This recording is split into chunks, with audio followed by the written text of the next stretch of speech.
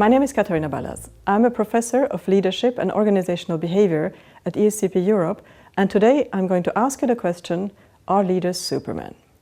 The first statement I would like to make is that sustainable competitive advantage in an organization is not created by economies of scale.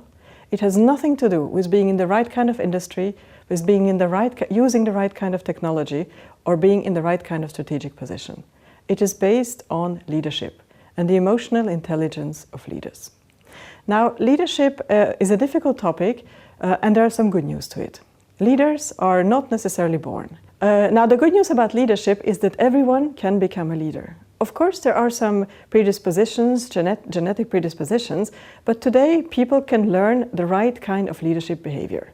And many of them do. But of course, some of them get it very, very wrong. Now, let us look a little bit at the first myth of leadership, namely that leaders are completely rational beings. According to a Gallup poll, 25% of leaders believe in ghosts, 10% of them have even seen a ghost, 25% of the leaders have communicated with somebody dead, 17% have telepathically communicated with someone, 14% have seen a UFO, 25% believe in astrology, and a whopping 50% believe in extrasensory perception. Now, how to understand a little bit better the driving forces of leaders? What makes a leader tick? How does a leader work? We only have to look at the Danish philosopher Kierkegaard, who said, "The tragedy of life is that you only understand it backward, but you have to live it forward." Or the great playwright Eugene O'Neill, who said, "There is no past and no future, only the past happening over and over again." So it is very important to see that our childhoods have a very strong influence on who we are today, and especially in the case of leaders who derail. It was Sophocles who said, "It is hard to learn the mind of an immortal or his heart till he be tried in chief authority. Power shows the man." And of course, excessive power leads to something that we call narcissism, excessive narcissism, which is one of the biggest failings of leaders.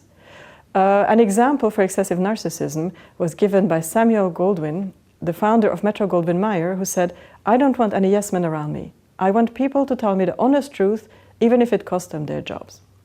Now, this kind of mentality leads to the fact that certain people in leadership positions, and we only have to look at the Madoffs, the Jeffrey Skillings, or the Golden Boys of Lehman Brothers, have this feeling of invulnerability, which of course is a very transcendent feeling, but today, when the mighty fall, the problem is they tend to drag the whole global economy with them.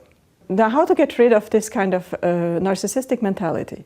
There is an old Indian saying that says, "When you discover that you're riding a dead horse, it is better to dismount." Mental health is about having a choice. Now, how to dismount, how to become a more insightful leader? First of all, you only have to look at the old Greeks who said, "Know thyself." That's the step number one. Who are you? Where do you come from? Who is driving your car? What are your motivating factors? And the second is about feedback. Today in organizations we tend to get feedback all over the place. Feedback comes immediately, and we do not tend to necessarily like feedback.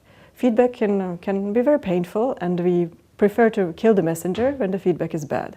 But feedback can act as a life vest, so you should not really throw it away. Now, to come back to my original question, are leaders supermen? I will leave you to decide on that. I only want to tell you that in order today to be an effective leader, you need the wisdom of Socrates, the drive of Alexander the Great, the political skills of Machiavelli, and the patience of Job. And of course, it does not hurt to have a deep understanding of the business.